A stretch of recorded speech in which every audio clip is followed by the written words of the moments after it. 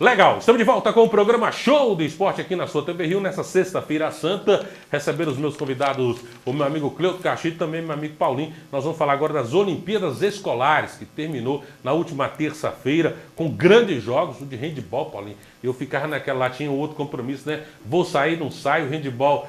Chegou aí, o Paulinho falou, foi 16-15, Rogério. Você saiu pra quê? Você perdeu um grande jogo, mas foi muito legal, né, Paulinho? Primeiro, a participação de mais de 800 alunos atletas, em várias modalidades aí, e a gente teve um grande jogo que nós tivemos lá no Polo Esportivo. Rogério, graças a Deus, né, a expectativa da secretaria foi alcançada. Acho que 13 escolas participaram dos jogos, igual você falou, mais de 800 alunos, do handebol, futsal, vôlei e basquete. Se encerrou na última terça-feira com 8 grandes jogos, não foi só não, foi 8 grandes jogos na terça-feira.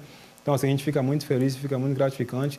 Também, antes de falar os resultados, eu gostaria de agradecer também a arbitragem do futsal, que foi excelente, do handebol também, nem se pode falar que os meninos deram um show lá, o Everaldo captou o vôlei, os meninos do basquete. Então, assim, acho que a secretaria saiu feliz com o resultado, né? E desde já trouxe aqui alguns resultados que foram acontecendo lá durante... Mas antes de você falar do resultado, deixa eu conversar com meu amigo Cleuto Castilho aqui, porque no nosso tempo, né, a gente tinha aquela rivalidade polivalente, São João Batista é Colégio Pirapora, e é bom, né, Cleuto, a gente voltar a ver o Polo. Primeiro, né, você que sempre passa por ali, que caminho de ir na casa da tua mãe, a gente vê o Polo Esportivo de volta, né, pujante, com muita gente. E segundo, a gente vê de volta essa rivalidade nas Olimpíadas Escolares, né, Cleuto? Rogério, eu fico feliz, Alex, talvez você não perceba, mas a emoção que eu fico quando falo de Olimpíadas, porque eu tive a oportunidade, em 1970, juntamente com meu querido amigo, professor José Oscar de Oliveira, nós realizamos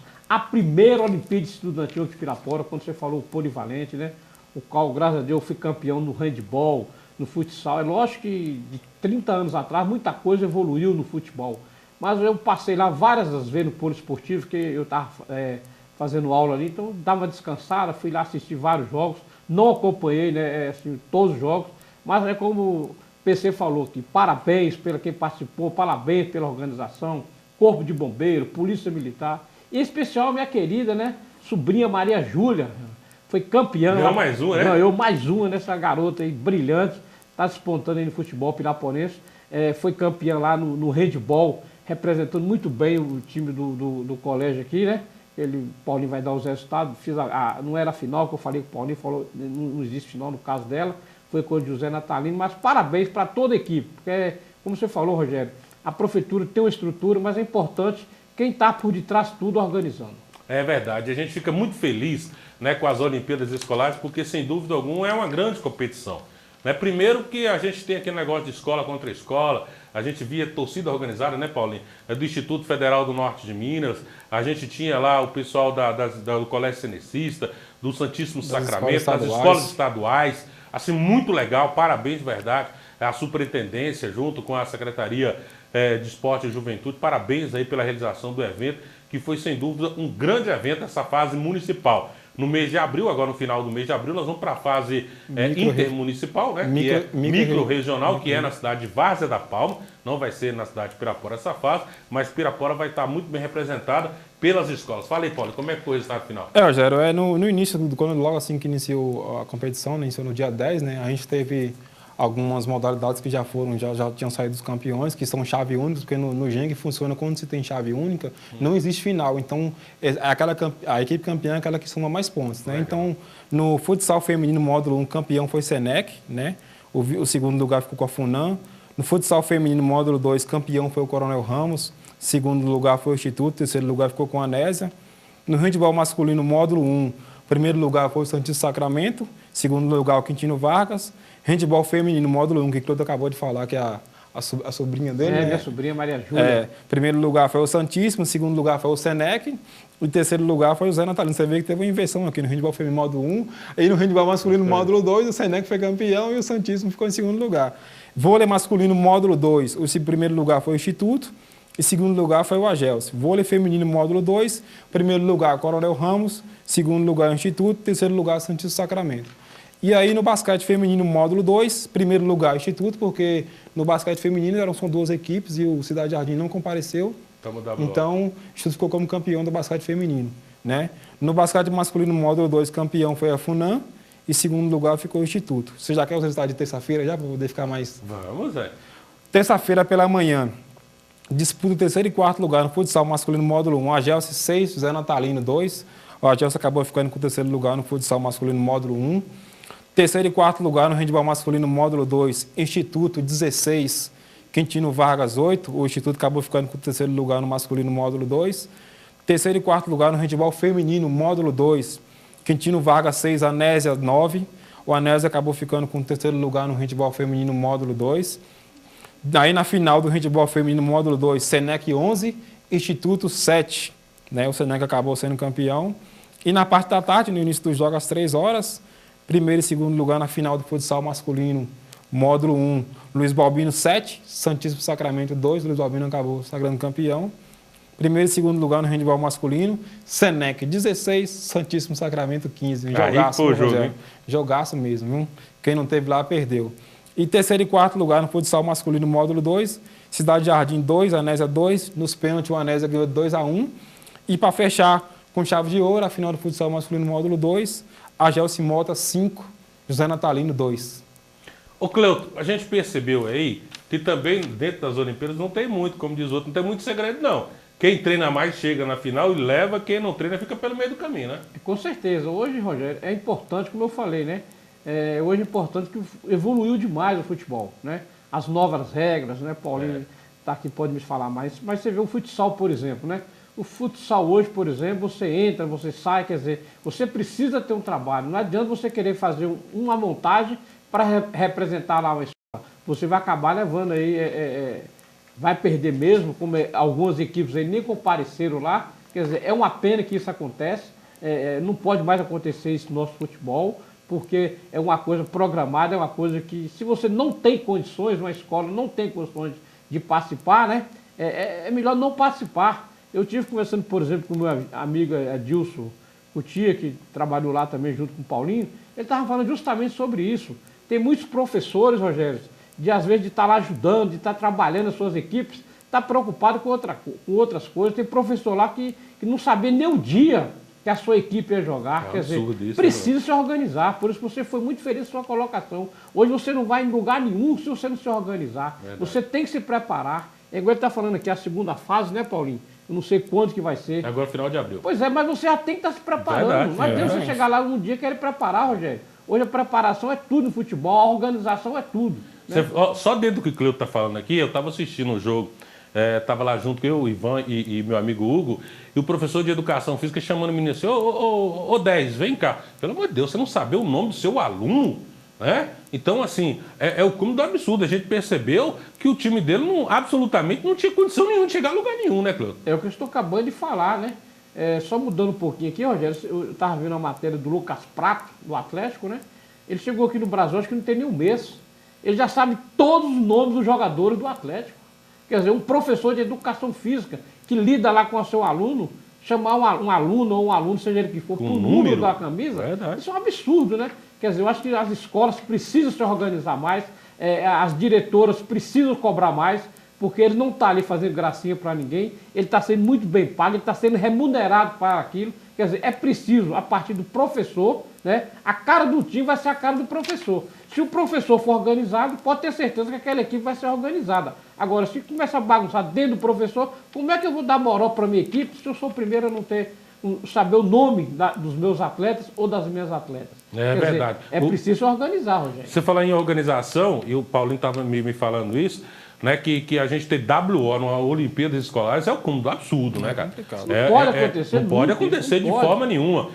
Se for o aluno tem que, de alguma forma, ser punido. Se for o professor de educação física, porque a gente não está brincando de fazer as coisas. O negócio as Olimpíadas Escolares é uma competição muito séria, né, que é organizada pela Secretaria de Estado. Né? Então, assim, é um negócio muito sério para levar, assim, como o Cleuto falou, de qualquer jeito, né, Paulo? Rogério, os Jogos Escolares são disputados em 5 fases. Tem a primeira fase, que é a fase municipal. A segunda fase agora, que é a micro-regional, que é disputada só a região Vaz da Barra, Belo Tizeiro, Pirapora, Ibiaí, né? Então, assim, e a terceira fase é uma terceira fase mais alongada, que é mais Mais claro, regional. Januária, que é a regional, e tem a fase estadual, e aí no final do ano tem a fase nacional. Então, são disputadas em 5 fases.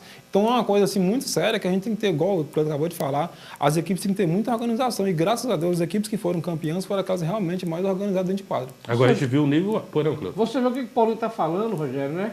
A Secretaria já organizou o campeonato, tem 5 fases. Você já sabe quando que você vai jogar. Quanto que você vai jogar. Quer dizer, aí outra coisa, você faz uma tabela, às vezes o Paulinho, o próprio Adil, o pessoal da Secretaria, fica ali, às vezes, no final de semana, trabalhando, montando um regulamento, montando a tabela, para aquela equipe chegar e receber WO. É injustificável. É melhor falar, não, nós não vamos participar. Não temos condições. Nós não temos condições, né? Como o Paulinho falou aí, eu acho que teve uma modalidade que só teve 2 equipes, mas que tenha 2. Agora, você pensa bem, você faz com 3 equipes não compareça, em Pirapora, quer dizer, isso nós não estamos mais, porque hoje a modernidade, hoje as redes sociais... Está muito evoluído. É muito evoluído, igual o Paulinho falou, pô, o pessoal já está sabendo que nós teremos 5 fases esse ano. É complicado o negócio. Precisa organizar. Não, e o pior de tudo, Cleuto, que eu acho que é um agravante, é que esse ano nós não tivemos jogos simultâneos, né? Como já tivemos em anos anteriores, na mesma hora que estava tendo basquete, tendo futsal, porque muitas vezes o Cleuto Cachita é bom demais no futsal, mas também é bom no handball. Então você pode ser utilizado tanto no futsal como também no handball. Mas o que acontecia? Ou você jogava handball ou você jogava futsal, porque muitas vezes os horários estavam conflitantes. Né? Esse ano não. Era competição no horário diferente, modalidade diferente, então aí que a justificativa da GTW é pior ainda. Rogério, a secretaria fez uma tabela muito boa, ficou muito bem organizada, porque na primeira semana teve o futsal, né? Não teve como ninguém reclamar, na segunda semana fez o handball, já teve alunos que jogou futsal, tinha como jogar o handball, e para poder finalizar na última semana a secretaria fez o basquete e o vôlei. E só no dia 31 que veio fazer todas as finais, entendeu? Então acho que ficou um calendário legal, ficou uma tabela legal, deu para todo mundo participar. Então assim, acho que não tem meio de se desculpar. Acho que ficou uma tabela clara para todo mundo estar escrevendo as equipes e todo mundo estar participando. O professor José Oscar, Rogério, ele tinha muito cuidado com isso. Quando nós fizemos aqui as primeiras Olimpíadas, ele sempre destacava isso, para não colocar jogos paralelos, justamente por isso, porque tinha jogadores, igual você falou, e no meu caso especificamente, né? Eu jogava futsal e handball, porque vôlei era brincadeira. E se brincar, você jogava vôlei e basquete também. Não tinha jeito. Então ele procurava não fazer justamente o que você acabou de falar aí. Na hora do futsal, só o futsal, na hora do handball, só o handball. Até porque, naquela época também, os jogos eram realizados lá no Polivalente, hoje que tinha no Vargas, né? Como hoje nós temos o poliesportivo, hoje nós temos vários lugares para ser realizado no Olimpíadas aqui em Pirapora. Nós temos o SESI Minas, nós temos a própria Dobson. o próprio Dobson, nós temos o colégio. Naquela época, não. Naquela época, todos os jogos só poderiam ser realizados somente lá no ginásio do Polivalente, porque as quadras aqui no Independente eram quadras muito pequenas, muito perigosas, então nós não realizávamos os jogos aqui. E nós não tínhamos muita estrutura, hoje nós temos. Mas não é porque você tem 3, 4, 5 condições, né? De você fazer, hoje não fazer igual você acabou de falar, vôlei, basquete, handball, não. A sequência, quer dizer, parabéns para você, Paulinho, para toda a sua equipe lá da secretaria, pelo esse brilhante trabalho que vocês realizaram nessa primeira fase aí dos jogos. Legal. E o meu amigo William Braz me dizendo, logo depois da Semana Santa, a gente vai ter, então, os jogos de xadrez, né, Paulo? Lá no Centro de Convenções. Eu vou um rápido intervalo, mas antes de ir para o intervalo, eu gostaria de fazer um alerta aqui, depois eu vou pedir aqui aos meus cinegrafistas, né? O Luiz Rocha também, o meu amigo Alex Alves, porque o Cleuto está passando por isso. Os meninos do skate, isso é direcionado a vocês, os garotos aí do skate, que tanto pediram para a administração uma pista de skate aqui em Pirapora. E ontem, quase aconteceu um acidente com um amigo meu, que ele saiu ali do terminal, virando ali para pegar ali a Rio Grande do Sul, né? E aí ele falou que na hora que ele assustou, tinha um monte de skatista, né, pulando naquela rampa ali, onde o pessoal fica no terminal rodoviário. Então eu não estou entendendo, né, por que vocês pediram para construir uma pista de skate. Se fosse para continuar, para ficar no meio da rua, colocando em risco não só a sua vida, como também a vida das pessoas, que o cara daquele ali, que vem um carro, desvia do skatista, pega um pedestre ou pega um ciclista, um abraço, amigo. Então, sinceramente, eu não sei o porquê que estão utilizando a via pública quando se tem uma pista de skate feita para se praticar o skate. Não dá para entender isso. Foi solicitado, foi feito de acordo com os skatistas, foi eles que elaboraram essa pista de skate e não está dando para entender o porquê que 8, 9 horas da noite, né, os skatistas estão ali, ali perto do Correio fazendo aquele trabalho ali, perigando ter um acidente sério, um acidente muito sério. Primeiro, com eles mesmos, se caírem no asfalto ali. Segundo, no que diz respeito a um acidente com um veículo automotor. Então, a vocês eu peço, por favor, usem a pista que foi construída para vocês. Aproveitando essa oportunidade aí, ontem aconteceu comigo. Aí. Dando aula, né, no carro, autoescola, um carro que é diferenciado, todo mundo sabe, o carro de autoescola é um aprendiz, você sabe muito bem disso. Né? Às vezes tem uns que é mais qualificado, tem uns que está realmente iniciando, e descendo justamente a Avenida Brasil, Rogério. Né? Ontem pela manhã, dois esquecistas descendo a Avenida Brasil ali, logo depois daqui da Santa Catarina. Quer dizer, se eu não estou ligado, realmente tinha acontecido uma tragédia com os dois. Eu fui obrigado a frear o carro, certo? Para evitar, porque eles estavam descendo e eles não estão nem aí, Rogério. Essa que é a grande realidade.